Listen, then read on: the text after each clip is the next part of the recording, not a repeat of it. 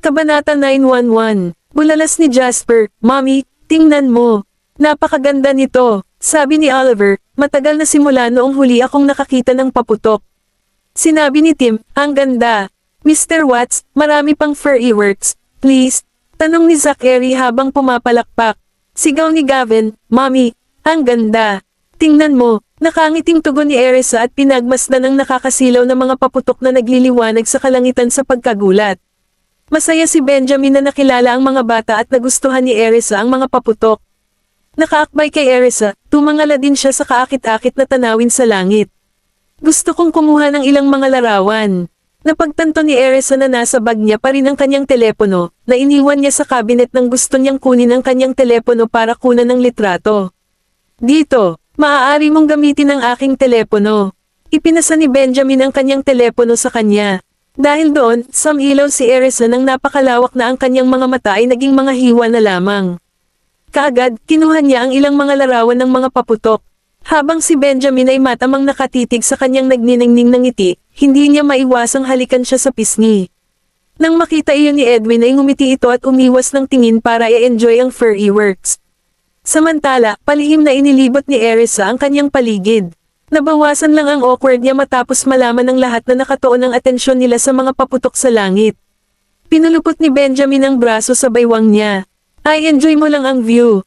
Bakit ka pa nagpapapicture? Dahil ang ganda." Tugon ni Erisa at nagpatuloy sa pagkuha ng ilang litrato pa.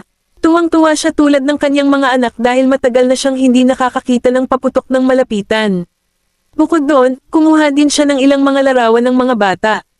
Biglang kinuha ni Benjamin ang phone sa kanya at nag-selfie sa kanilang dalawa. Lumingon si Erisa para tignan siya. "Ikaw ang kumukuha ng mga larawan ng mga bata ngunit hindi ako." Nakangiting tanong ni Benjamin. Nang marinig ang tanong niya, tumawa si Erisa. "Akala ko hindi mo nagustuhan," sagot niya habang nakatingin sa paputok. Ngumuso si Benjamin bilang tugon. "Wow, napakaganda niyan. Tingnan mo, sa likod." "Wow!" Naghiyawan ang mga bata sa tuwa. Nagtakbuhan silang lahat sa gilid ni Erisa para hawakan ang mga kamay niya at pinanood ang furry works kasama niya. "Mommy, ang gaganda ng furry works." "Oo." Bulalas ni Erisa kasama ang mga bata habang nakahawak sa balikat. Bahagyang umangat ang mga labi ni Benjamin nang makita kung gaano kasabik si Erisa at ang 6 na bata. May darating pa. Ang mga bata ay nasa ibabaw ng buwan. Bagamat tumagal ng 10 minuto ang magagandang paputok at binubuo ng lahat ng uri ng pattern, hindi pa rin sapat ang nakita ni Erisa sa mga ito. Maging ang 6 na bata ay gusto pa. Nanghihinayang sinabi ni Jessie, "Masyadong natapos ang mga paputok. Iyan ang pinakamahabang furry works na nakita ko." Tuwang-tuwa si Tim. "Tim, marami pang magagandang paputok sa bagong taon."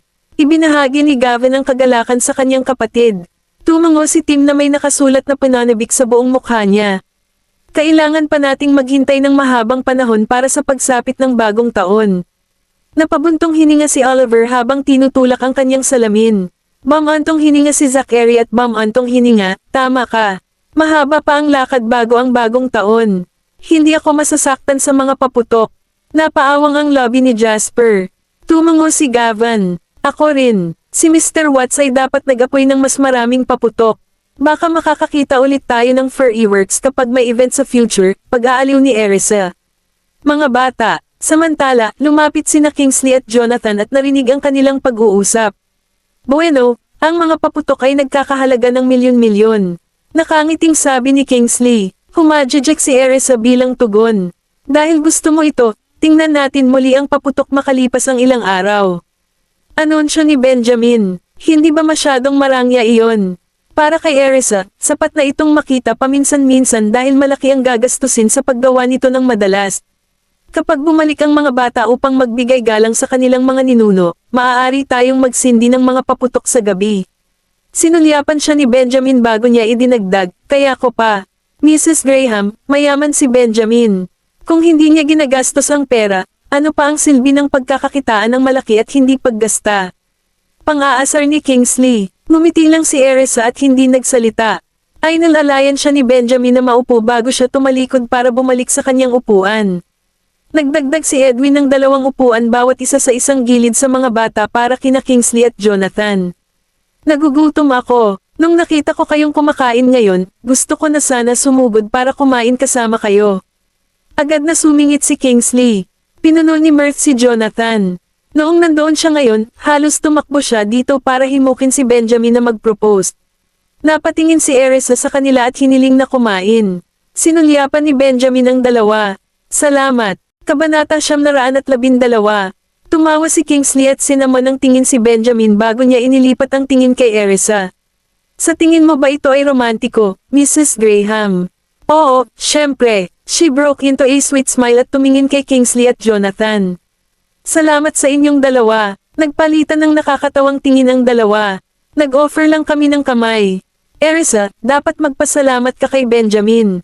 Siya ang nagplano ng lahat ng ito. Sabay tingin ni Kingsley kay Benjamin. Ang kanyang mga mata ay kumikinang sa amusement. Napangiti siya at napatingin sa lalaking nakaupo sa tapat niya. Sige, maghukay tayo bago lumamig ang pagkain. Napatingin si Benjamin sa kanila at nilagyan ng pagkain ang mga plato ng mga bata. Kain na tayo. Tuwang-tuwa ang mga bata. Salamat tatay. Salamat Mr. Graham. Kumain ka na. Ganoon din ang ginawa niya kay Erisa. Okay, nakangiting tumungo siya. Kumain ka na rin. Sak, nakalimutan mo na ba kami? Mas mabuting bantayan mo ang sarili mo. Pang-aasar ni Kingsley. Umiling si Jonathan at pinigilan ang isang ngiti habang si Benjamin ay nakatitig sa kanya at lumingon kay Edwin. Mangyaring maghanda ng higit pang mga pagkain.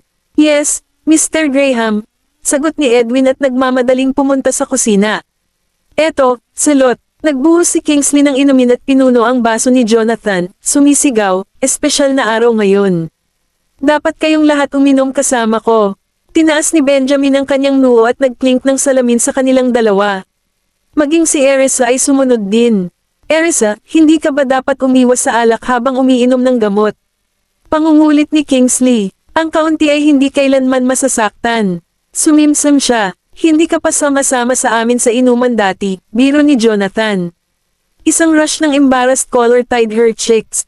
Anong alam mo? Ang proposal ni Benjamin ay isang romantikong okasyon, kaya bakit hindi niya dapat pagbigyan ang sarili niya? Si Kingsley ay nagbibiro ng may kabaitan, pinala ang pagkain sa kanyang lalamunan at ibinalik ang alak.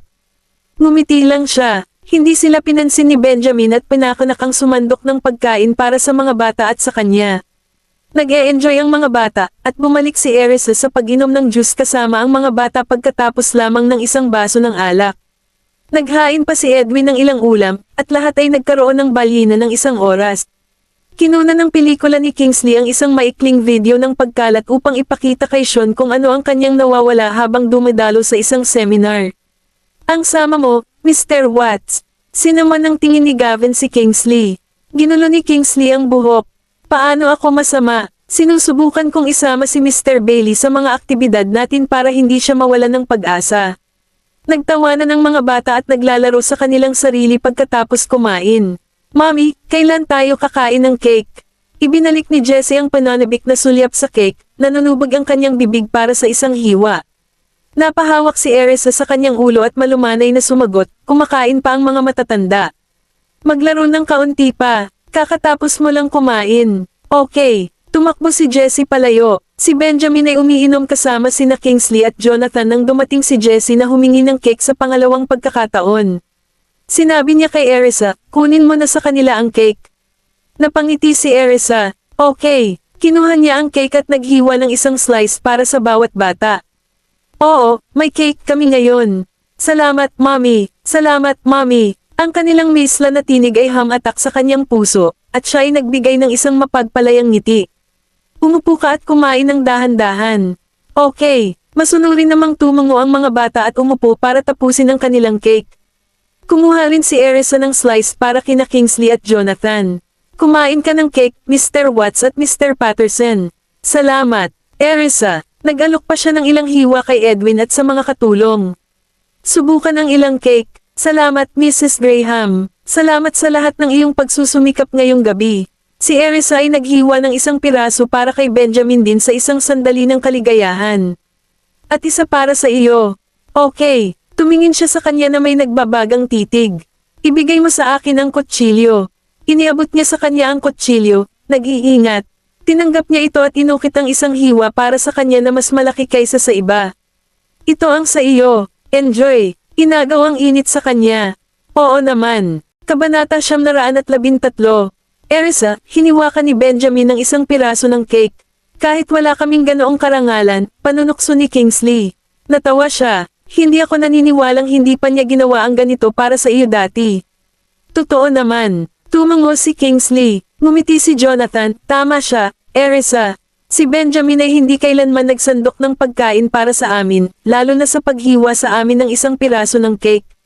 Sinulyapan niya ang lalaking katapat niya at tumanggi itong salubungin ang titig nitong boring sa kanya. Wala sa inyo ang babae, kaya bakit ko gagawin iyon? Ngumuso si Benjamin. Sina Kingsley at Jonathan ay nagbahagi ng isang conspiratorial ng ngiti. So hindi ka pa naghiwa ng cake para sa ibang babae.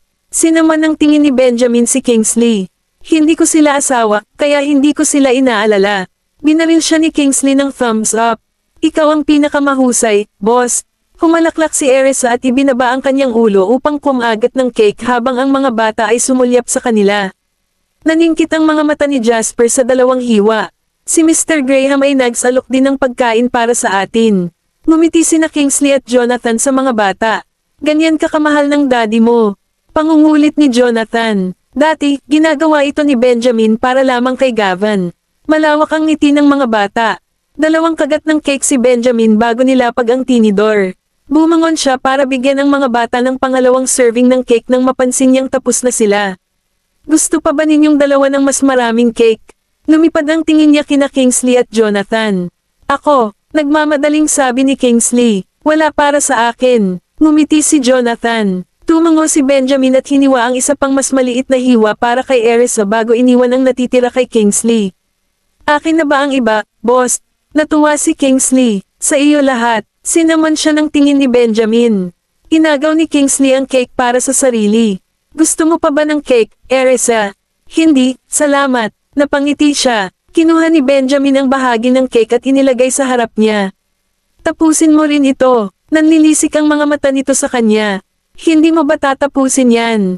Umiling siya. Hindi, maaari mong makuha ang iba pa. Gumuhit siya ng upuan at umupo sa tabi niya, patuloy na umiinom kasama sina Kingsley at Jonathan. Tinapos ng mga bata ang kanilang cake at inilapag ang kanilang mga kagamitan upang panasan ang kanilang mga bibig. Huwag kalimutang uminom ng mas maraming juice, mga sweetheart. Sabi ni Erisa. Sige, tumango ang lahat at humigop ng juice ang mga bata bago nagmadaling maglaro. Hindi mawala ang mga mata ni Erisa sa mga ito habang may ngiti sa lobby. Tinapos niya ang kanyang cake, ipinagpatuloy ang pag-aalaga sa kanyang juice, at nakinig sa usapan sa paligid niya. Napatingin sa kanya si Benjamin. Busog ka na ba? Oo, tumango siya. Dumating si Edwin at ang mga katulong upang linisin ang mesa at naghain ng isang pinggan ng mga prutas at ilang panghimagas. Halos 2 oras na ang hapunan bago sila nag-adjourn sa sala. Dinala ni Erisa ang mga bata sa itaas para maligo pagkaalis na ng banda. Nagsaya ka ba ngayon, Mommy? Kinapa ni Gavin ang leeg niya para tignan siya. Oo, hinaplos niya ang ulo niya sabay ngiti. Napangiti si Zachary. Romantic ba iyon, Mommy? Oo. Halos nag-uumapo sa kaligayahan si Erisa habang yakap-yakap ang bouquet ng rosas sa sarili. Hinatid niya ang mga bata sa itaas. Malaki ang ngiti ni Jessie. Ang laki ng singsing mo, Mommy. Bumaba ang tingin ni Erisa sa singsing sa kanyang daliri, at sumili ang mga labi niya sa isang ngiti. Napakaganda din. Nakangiti si Oliver habang sinusulyapan ang singsing. Hindi naman masama si Mr. Graham, di ba? Tumango si Jasper. Napangiti si Tim. Ang ganda din ng mga bulaklak na yan. Hinaplos ni Erisa ang kanyang mukha at lumawak ang kanyang ngiti. Napatitig siya sa ngiti nito at hindi maalis ang tingin. Hindi maalis ni Mommy ang kanyang mga mata kay Tim. Pang-aasar ni Jasper. Sinanay ni Erisa ang tingin sa kanya. Tititigan din kita. Tittered ni Jasper. Ang apple ng kanyang mga pisngi ay namumula na may kulay rosas na tint at siya ay kaibig-ibig. Kabanata 914. Go, go. Maligo ka na, bilis. Udyok ni Erisa. Liligaw na tayo, Mommy. Ganon din dapat ang gawin mo. Habang sinasabi iyon ay kinaweyan ni Gavin ang kanyang mga kapatid para maligo. Humajijek si Erisa. Jessie, gusto mo bang paliguan kita? O kasama mo ang iyong mga kapatid sa paliligo? Ngumiti si Jessie nang napakalawak na ang kanyang mga mata ay naging hiwa na lamang. Naliligo ako kasama si Gavin at ang iba pa.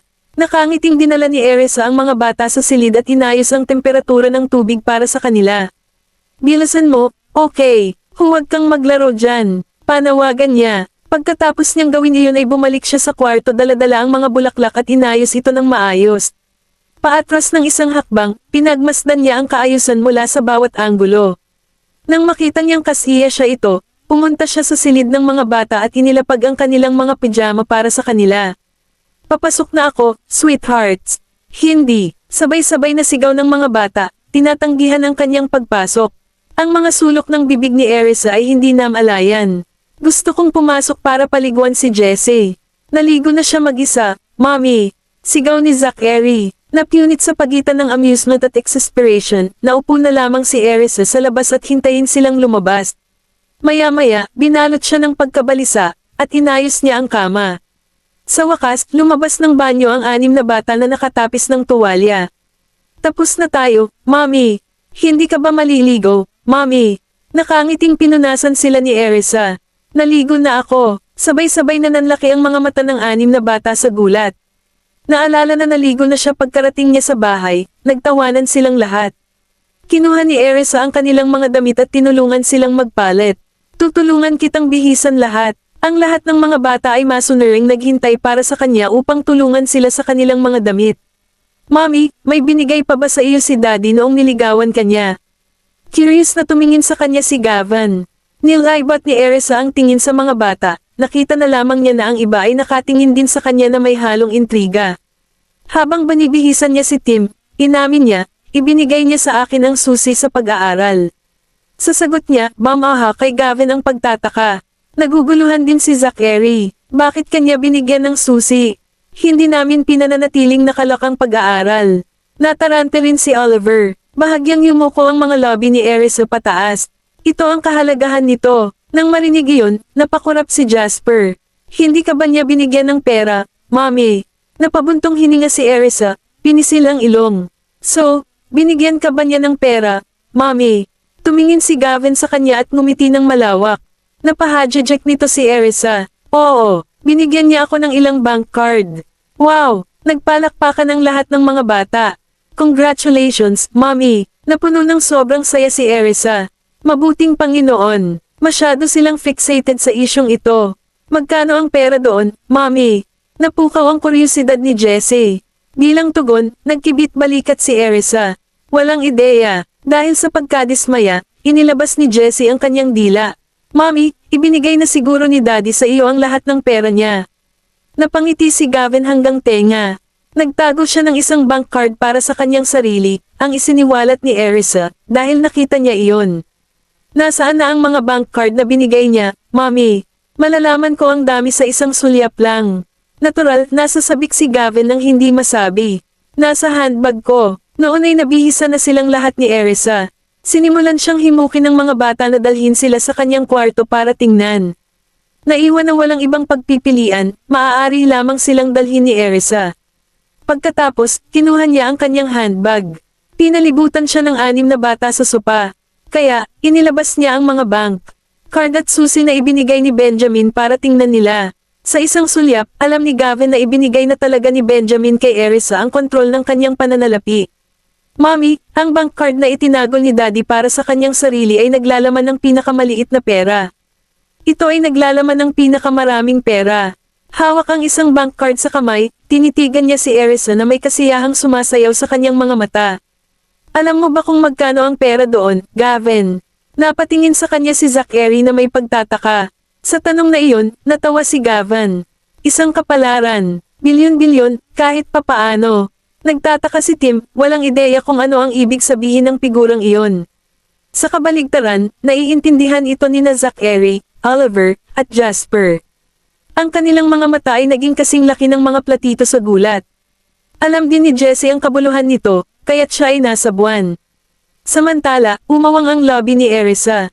Ganon ba kalaki ang pera ni Benjamin? Kabanata 915. Hinaplos ni Erisa ang ulo ni Gavin. Nakita mo na ba ito, Gavin? Itinagilid ng bahagya ang kanyang ulo, nag-isip sandali si Gavin.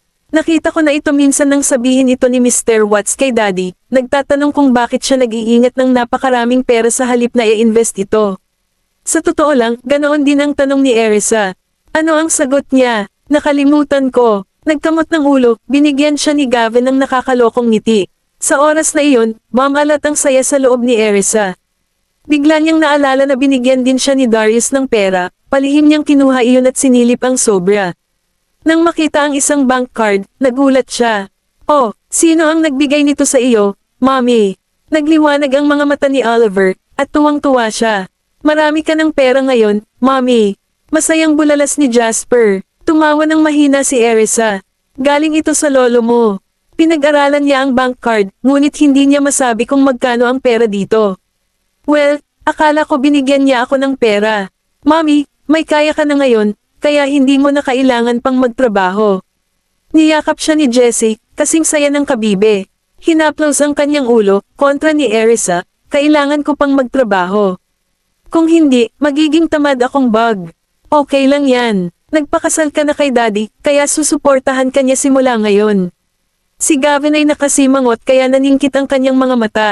Huwag mo nang ipilit ang sarili mo, Mommy. Mataimtim na paalala ni Zachary kay Erisa. Natigilan naman si Erisa. Kailan ko pinaghirapan ang sarili ko? Ngumiti lang si Zachary nang walang sinasabi. Paglaki ko, Mommy, kikita ako at susuportahan kita. Nangako si Tim. Naantig, niyakap ni Erisa ang mga bata at hinalikan. Maghihintay ako. Kapag lumaki na kayong lahat, sweethearts, uupo ako at i-enjoy ang buhay.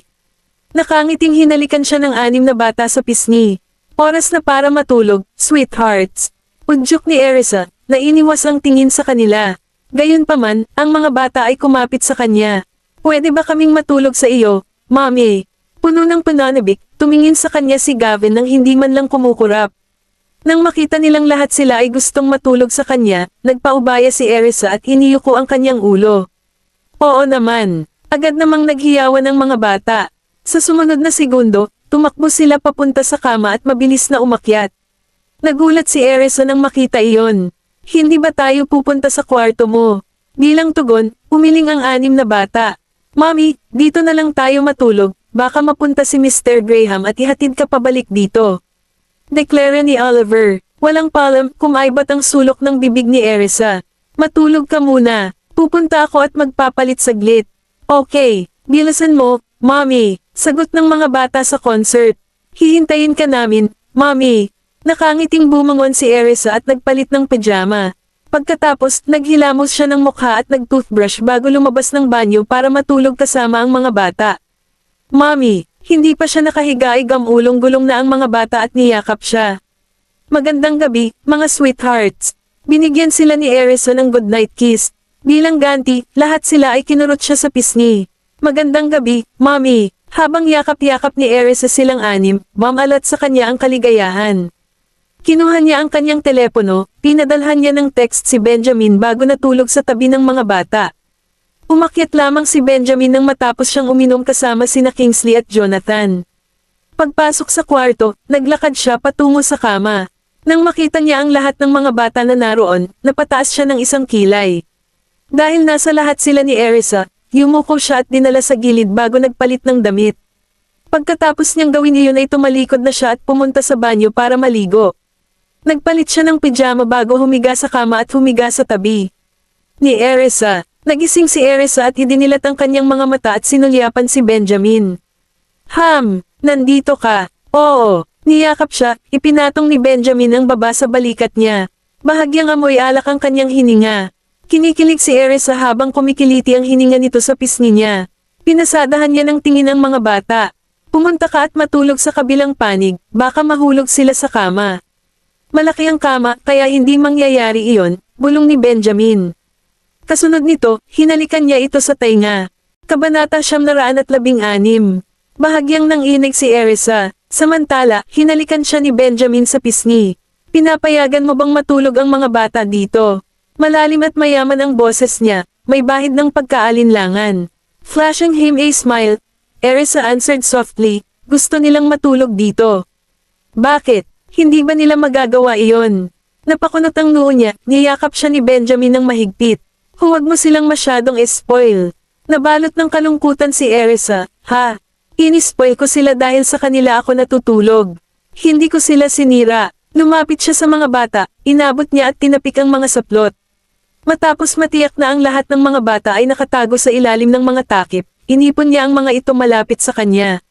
Sa kanyang likuran ay muling lumapit sa kanya ang lalaki. Iniangat niya ang ulo niya at sumulyap sa kanya.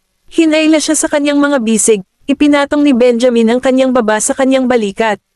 Ang hangin mula sa kanyang mga pagbuga ay dumampi sa kanyang pisngi, na nagpakiliti. Magandang gabi, honey. Pagkatapos ay nagnakaw siya ng isa pang halik sa kanya. Tumibok ang puso ni Erisa, ngunit ang kanyang mga labi ay kumerba sa isang matamis na arko. Magandang gabi, Ham. Baka sa lalaki ang kawalang kasiyahan. Samimangot siya, paano mo ako tatawagan? Sandaling natigilan si Erisa. Sa mahinang boses, nagtanong siya, paano? Paglingon niya ay agad siyang hinalikan ni Benjamin. Halos malagutan ng hininga si Erisa, ngunit hindi siya naglakas loob na kumilos sa takot na magising ang mga bata. Nagtagal ang halik kaya umikot ang ulo niya. Tanging kapag natahimik siya ay tumigil siya. Ang kanyang mabilis na hininga ay tumatama sa kanyang mukha ng madalas, na may bahid ng kanyang mga mature na male pheromones, na nagpalaktaw sa kanya ng ilang beats. Tulog na tayo. Walang ganang hinalikan ni Benjamin ang gilid ng kanyang bibig bago siya natulog sa kanyang mga bisig. Nako, ang pintig ng puso ni Erisa ay nagpatuloy ng mahabang panahon. Kahit na hamina na ang paghinga ng lalaki ay gising pa rin siya. Sa isang tabi niya ay si Benjamin, at sa kabilang panig ay ang mga bata. Habang pinakikinggan niya ang kanilang pantay na paghinga, ang mga sulok ng kanyang bibig ay hindi mapigilan. Lumipas ang isang hindi tiyak na oras bago siya nakatulog din. Sa kalagitnaan ng gabi, nagising si Jessie para pakalmayan ang sarili. Marahan siyang lumapit kay Erisa. Gusto kong umihi, Mommy. Ungol ni Erisa sa kanyang pagtulog, hindi masyadong gising. Sa kabaligtaran, nagising si Benjamin. Tumayo siya at sinandok si Jessie. Sasama ako sa iyo. Humiga si Jessie sa balikat niya. Pagpasok sa banyo, inilapag siya ni Benjamin sa lupa bago ibinaba ang kanyang pantalon. Sabay na tulala. Habang nakapikit ang mga mata, umupo si Jessie sa toilet bowl. Nakanganga si Benjamin sa kanya na hindi makapaniwala, lubos na nabigla. Diyos ko, babae siya. Humikab, tumayo si Jessie at hinayla pabalik ang kanyang pantalon. Automatikong namumula ang banyo. Nang makaalis, agad siyang bumalik sa kama at nagpatuloy sa pagtulog. Naiwan si Benjamin sa banyo, nakaugat sa lugar sa gulat at tuwa. Maya-maya pa, inilapat niya ang dulo ng kanyang dila sa loob ng pisngi niya bago umikot at umalis sa espasyo. Nakatayo sa tabi ng kama, tinitigan niya ang babaeng mahimbing na natutulog sa kama. Kinagat niya ang kanyang mga ngipin. Well, she actually kept me in dark about this for such a long time. Hindi katakataka na lahat sila ay kumilos ng napakalihim noon at labis na nagbedote kay Jessie. Ilang beses ko siyang nilecture, pero ngumiti lang siya nang hindi sinasabi sa akin ang totoo. Sa pag-aakalang inilihim nila ito sa kanya hanggang sa mismong araw na iyon, naikuyong niya ang kanyang panga. Gayunpaman, pareho rin siyang nagulat at natuwa. Kasunod nito, inilipat niya ang kanyang tingin kay Jessie, na natutulog na nakahandusay sa tabi ni Erisa. Siya ay lumitaw ng maangin na bahagyang nakabuka ang kanyang bibig, mukhang kaibig-ibig gaya ng dati. Pakiramdam niya ay lumalambot ng husto ang kanyang puso. Nang maalala niya kung paano niya ito pinagsabihan noon na gayahin ang pagsasarili ng kanyang mga kapatid, kumikirot ang puso niya ng masakit. Feeling guilty deep inside, yumuko siya at hinalikan siya sa pisngi. Inipit niya ang mga saplot sa paligid niya bago humiga muli. Nakasubsob ang kanyang ulo, ibinaon niya ang kanyang mga ngipin sa balikat ni Erisa. Napaungol lang si Erisa bago gamulong gulong at nagpatuloy sa pagtulog. Siya ay likas na pugad sa yakap ng lalaki. Ang pagkilos niyang iyon ay nagpawi sa galit ni Benjamin sa isang tiyak na antas. Marahan niyang kinurot ang pisngi niya. Hanggang kailan mo ako pinaplanong itago sa dilim? Kung hindi dahil sa pagtulog namin ni Jessie ngayong gabi at bumangon para umihi, hindi ko malalaman na babae pala siya. Kabanata 917. Minsan pa, kinurot ni Benjamin ang pisngi ni Erisa. Ang pananabik ay patuloy na dumadaloy sa kanya sa mahabang panahon. Sa reflexively dodging, Erisa burrowed in his arms. Tumingin si Benjamin sa kanyang mapayapang mukha at nagngangalit ang kanyang mga ngipin. Makukuha niya ito sa akin. Pinisil niya ang ilong nito, at nakita niyang muli itong umiiwas at nanonood sa kanyang yakap. Sa isang iglap, nawala sa hangin ang kagustuhan niyang asarin siya. Bahagyang yumuko ang manipis niyang labi. Itinaas ang kanyang ulo gamit ang isang kamay, tinitigan niya ang maliit na batang babae na natutulog sa tabi ni Erisa. Paminsan-minsan ay sinasampal ni Jessie ang kanyang mga labi, hindi mailarawan ang cute. Inabot niya ito at hinaplos ang mukha nito na may bakas ng isang mapagpalayang ngiti na naglalaro sa kanyang mga labi. May anak na pala ako. Isang mapagmataas na ngiti ang sumilay sa kanyang mukha at nanatili roon ng ilang oras. Hindi na niya alam kung gaano katagal bago siya tuluyang nakatulog. Nang magising si Benjamin kinabukasan, wala na si Erisa at ang mga bata sa kama. Sinulyapan niya ang oras, nakita na lamang niya na nagising siya ng isang oras mamaya kaysa karaniwan. Pagkatapos niyang maghilamos ay bumaba na siya. Nang makitang tinutulungan siya ni Erisa at ng mga bata sa kusina, dahan-dahan siyang naglakad. Magandang umaga, mga bata. Magandang umaga, tatay. Magandang umaga, Mr. Graham. Binati ng 6 na bata si Benjamin bilang ganti, sunod-sunod. Isang mapagbigay ng ngiti ang sumilay sa mukha ni Benjamin, at hinaplos niya ang kanilang mga ulo. Pagkatapos, lumapit siya kay Erisa at ipinulupot ito ng mahabang braso. Pagkahilig niya, hinalikan siya nito. Magandang umaga, honey. Nag-aapoy ang mukha ni Erisa. Magandang umaga. Lahat ng mga bata ay tumingin sa kanila na may maningning na mga mata at ngiti sa kanilang mga mukha. Hinalikan muli ni Mr. Graham si Mommy. Pagbibiro ni Jasper, binalot ng kahihiyan si Erisa, at naglagay siya ng ilang distansya sa pagitan nila. Sa kabaligtaran, si Benjamin ay hindi napahiya. Iniwas niya ang tingin kay Jasper. Labag ba ito sa batas? Bilang tugon, tumawa ng mahina si Jasper. Gayunpaman, hindi mo magagawa sa harap namin. Napakawalan Gia, sumingit si Zachary na may kasamang harumph. Mahinang napangiti si Benjamin. Maaari kang pumunta sa ibang lugar. Natahimik ang 6 na bata, kumikibot ang mga sulok ng kanilang mga bibig. Paano naging walang hiya si Daddy? Maya-maya lang, mahinang nabangga ni Erisa ang braso ni Benjamin. Agad na binaling ni Benjamin ang kanyang tingin at tinitigan siya. Sa pagsalubong sa kanyang nakakapaso at hindi maarak na titig, kumurap si Erisa, na medyo nalilito. Sumama ka sa akin. Hinawakan ni Benjamin ang kamay niya at nagsimulang maglakad palabas. Hoy, nasa kalagitnaan ako ng paghahanda ng almusal. Sinubukan siyang pigilan ni Erisa na kaladkarin siya palabas ngunit wala itong nagawa. Ang mga mata ng lahat ng 6 na bata ay may sensinang sumunod sa kanila, ang kanilang pagkamausisa ay napukaw. Hinailan ni Benjamin si Erisa hanggang sa makarating sila sa isang kanto. Pinipigilan niya ang mga titig ng mga bata, inipit niya ito sa dingding gamit ang isang braso. Bumilis ng ilang tibok ang puso ni Erisa. Habang pumapasok sa kanyang mga butas ng ilong ang nakakaakit na mga pheromones ng lalaki, isang nakakaakit na lilam ng escarlata ang nagkulay sa kanyang mga pisngi. Anong ginagawa mo? Tinitigan niya siya ng may pagdududa, para lamang makita ang mga bagay na mas nakakapagtaka sa hindi niya maintindihang ekspresyon. Nakayuko, tinitigan siya ni Benjamin. Matagal ka nang nagsisinungaling sa akin, Erisa York. Nanlaki ang mga mata ni Erisa sa paratang ng lalaki. On instinct, she countered. Paano ako nagsinungaling sa iyo? Ang manipis na labi ni Benjamin ay umangat ng isang maliit na bahagi, na naging isang malademonyong ngiti. Sa mahinang boses, nagtanong siya, ano sa palagay mo? Isang bakas ng pagkakasala ang bumalat kay Erisa nang salubungin niya ang nakakatakot na tingin nito na tila nakita mismo sa kanya. Ano ba talaga ang gusto mong sabihin? Kung iisipin ang bigla ang tanong nito, hindi niya alam kung ano ang tinutukoy nito. Naningkit ang kanyang mga mata, ipinagpatuloy ni Benjamin ang pagtitig sa kanya. Inilapat niya ang mahaba at payat na mga daliri sa mukha nito. Gayunpaman, umiwas si Erisa. So, higit sa isang bagay ang tinatago mo sa akin. Ano ba ang tinatago ko sa'yo? Ilabas mo. Ang kanyang interogasyon ay lubos na nalito kay Erisa. Nagnangalit ang kanyang mga ngipin, nilapit ni Benjamin ang kanyang tainga at sinabi sa malalim na boses, babae si Jessie. Bakit mo ako itinago sa dilim? Nanlaki ang mga mata ni Erisa sa pagtataka. Ah, ito pala ang tinutukoy niya. Kailan mo nalaman ang tungkol dito? Napailing siya, mapanganib na ipinikit ni Benjamin ang kanyang mga mata. Wala ka bang balak na sabihin sa akin hanggat hindi ko nalaman ang tungkol dito? Napalunok si Erisa na sinaman siya ng tingin. Kabanata 918. Hindi, syempre hindi. Humingi ng tawad si Erisa kay Benjamin. Nanliit ang mga mata ni Benjamin, at ang boses niya ay may pahiwatig ng babala. Hindi, mas lalo pa niya itong hinigpitin palapit sa kanya.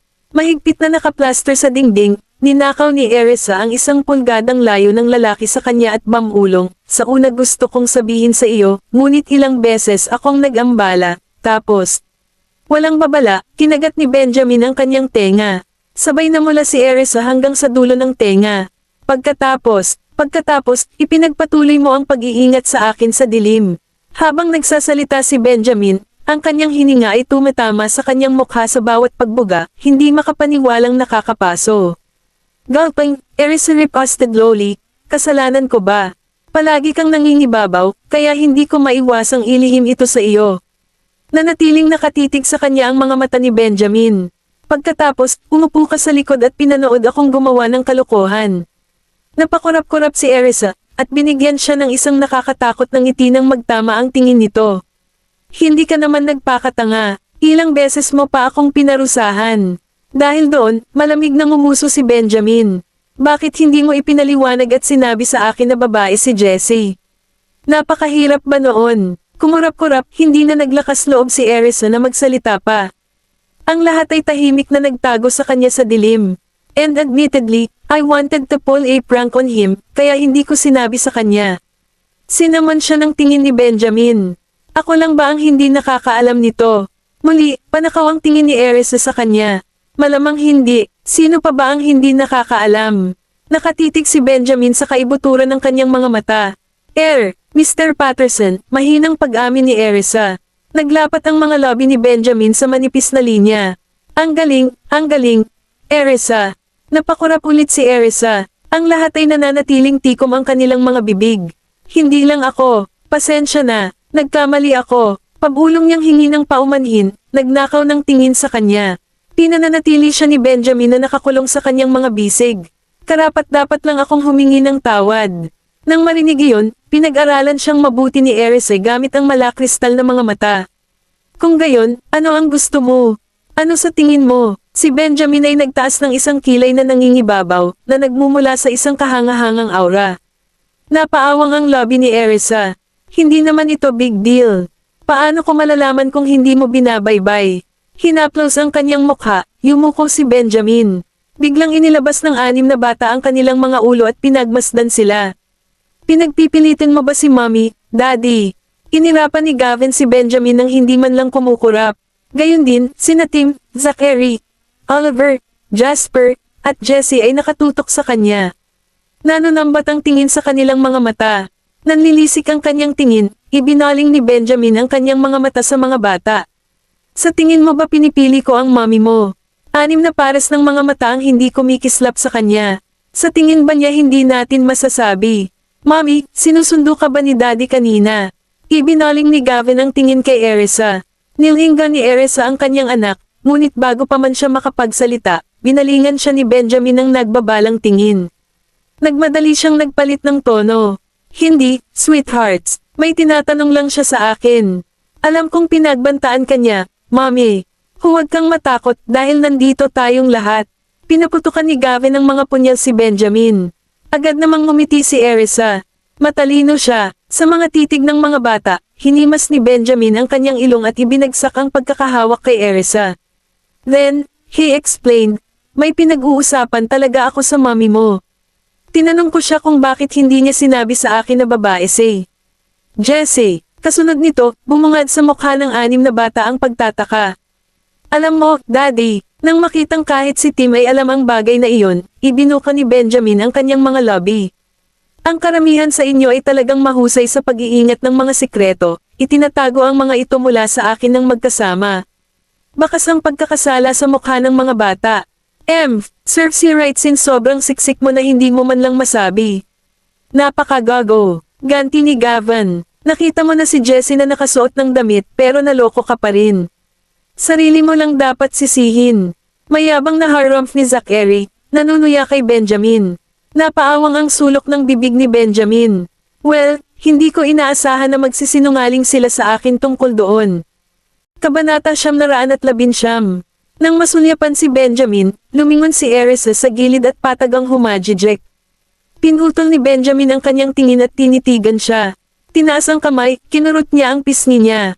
Gayunpaman, umiwas si Erisa at inosenteng tumingin sa kanya. Bawal mong kurutin ang pisngi ni Mommy, Mr. Graham. Sigaw ni Oliver kay Benjamin, nakadikit ang mga kamay sa kanyang balakang. Katotohanan, siya ay tila medyo nakakatakot habang ang lahat ng galit at malungkot. Bakit? Pang-aasar ni Benjamin, napukaw ang kanyang interes. Walang dahilan. Masakit para sa kanya kung kukurutin mo ang pisngi niya. Napakunot noo si Oliver sa kanya.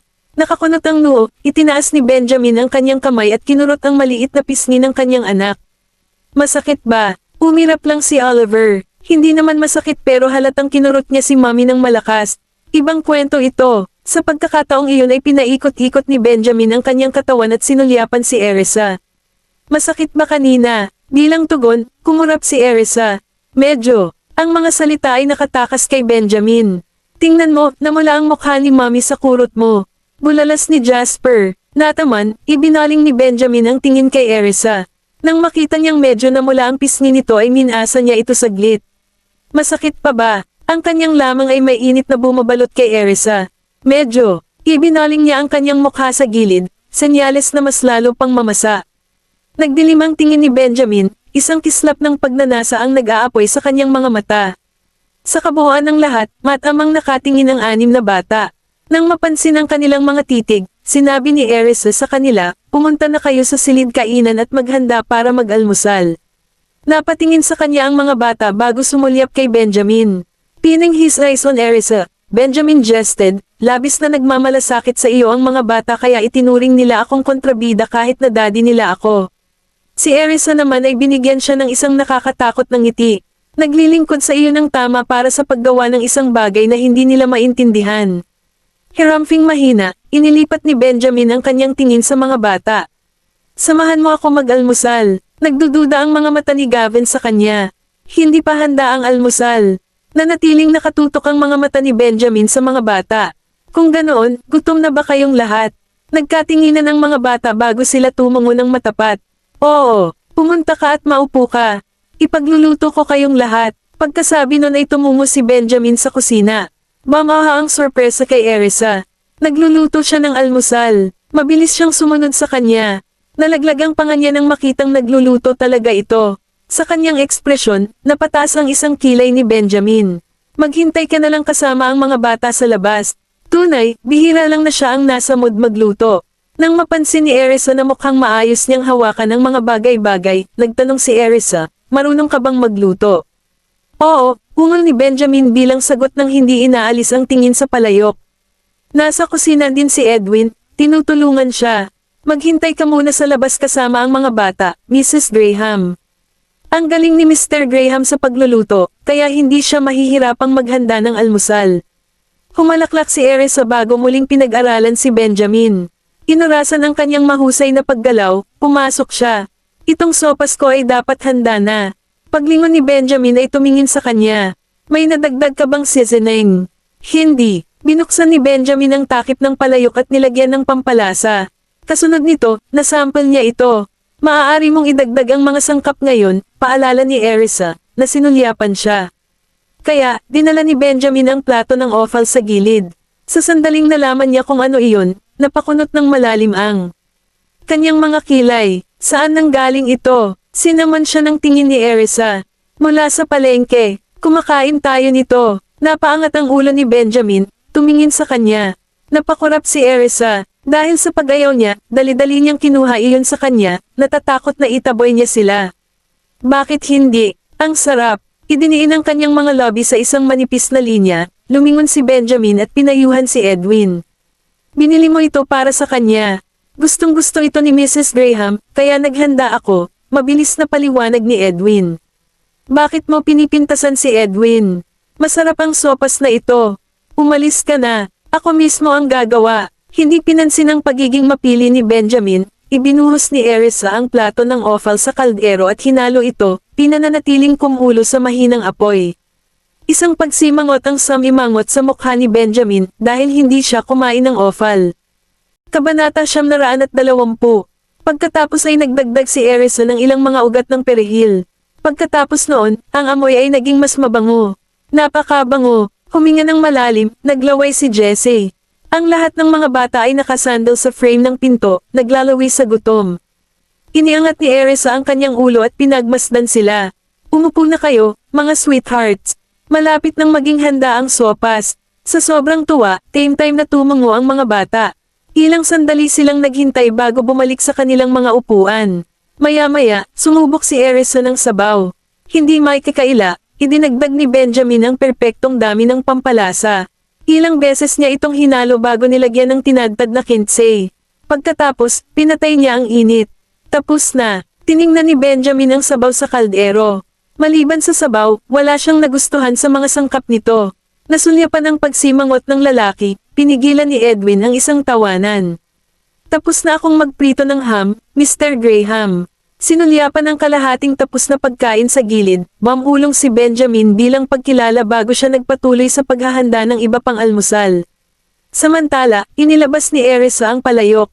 Sandali lang, sweethearts, napakainit pa rin. Naiintindihan mo, Mommy, lahat ng 6 na bata ay masunuri na iniyuko ang kanilang mga ulo. Tahimik silang naupo sa kani-kanilang mga upuan, wala ni isa sa kanila ang humihingi ng pagkain. Nakangiting inilibot ni Erisa ang tingin sa kanila. Pagkatapos, umikot siya at nagpunta para kumuha ng ilang mangkok at kutsara. Mag-almusal na tayo, Mr. Graham. Tinawag niya si Benjamin na may hawak na pilak. Sige at kumain muna kasama ang mga bata. Sinaman siya ng tingin ni Benjamin.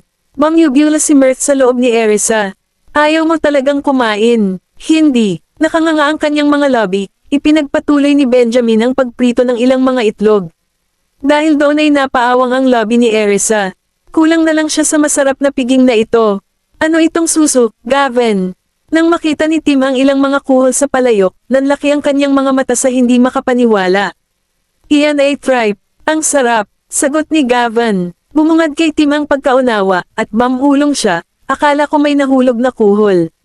Nang marinig iyon, humagalpak ng tawa sina Zachary, Oliver, at Jasper. Narinig ni Erisa ang kaibig-ibig na sinabi ng kanyang anak nang lumabas ito ng kusina. Hindi niya napigil ang mapangiti. Ang sarap nito, sweetheart. Mukhang hindi nakakatakam. Nakangiting nahihiya, itinupi ni Tim ang kanyang mga kamay sa hapagkainan na tila nasa silid-aralan. Natunaw ang puso ni Erisa sa pagiging kaibig-ibig niya. Hinawakan ng mga mangkok, sumandok siya ng 6 na mangkok ng sopas at inilagay ang mga ito sa harap ng bawat bata, mula kay Gavin hanggang kay Jessie. Mainit kaya mag-ingat at dahan-daang kumain, sweethearts. Okay, salamat Mommy. Nagpasalamat sa kanya ang mga bata habang nagliliwanag mula sa tainga. Nang makita ang masasayang ngiti sa kanilang mga mukha, umangat ang sulok ng bibig ni Erisa. Sumandok din siya ng isang mangkok ng sopas para sa kanyang sarili. Pagkatapos niyang gawin iyon, umupo siya at kumain kasama sila. Hindi ba kumakain si Mr. Graham, Mommy? Ibinaling ni Zachary ang tingin sa kusina. Hindi naman siguro ito gusto ng daddy mo, nakangiting sagot ni Erisa. Sabay-sabay na kumilos ang 6 na bata. Sumandok sila ng isang katsarang sa bawat hinaypan ito bago maingat na ininom. Nag-thumbs up sina Oliver at Jasper kay Erisa. Ang galing, Mommy, bilang ganti ay ngumiti si Erisa sa kanila. Oo, masarap, naningkit ang mga mata ni Jessie, at sinapon niya ang kanyang mga lobby. Maging sina Tim at Zachary ay nag-alok ng kanilang mga papuri. Ang sarap, Mommy. Sumimsim, ngumiti ng malawak si Gavin. Ang sarap talaga ng sabaw mo, Mommy. Bumabaang pride kay Erisa nang makita niyang nagustuhan ito ng lahat ng bata. Ang daddy mo ang nagdagdag ng pampalasa kanina. Kung hindi dahil sa mga sangkap na idinagdag mo, Mommy, hindi ito magiging napakasarap. Naramdaman pa rin ni Jasper na masarap ang mga sangkap na inihanda ng kanyang ina. Habang nagsasalita siya, mabilis siyang uminom ng ilang katsarang sabaw. Sinubukan ni Tim ang tripe at nakitang ito ay napaka-chewy. Ang sarap talaga nito. First time niyang kumain ng tripe. Nang makitang nagustuhan niya ito, ibinigay sa kanya ni Erisa ang lahat ng tripe sa kanyang mangkok. Dahan-dahan lang kumain, sweetheart. Huwag magmadali, baka masunog ka. Okay, tumango si Tim, ipinagpatuloy ang pagkain ng sopas. Kinuha din ni Gavin ang mga tripe sa kanyang mangkok at ibinigay sa kanya. Salamat, Gavin. Sumunod naman si Zachary. Nandito ka na, Tim. Magkaroon ng higit pa. Katotohanan, siya ay naghangad sa kanyang kapatid.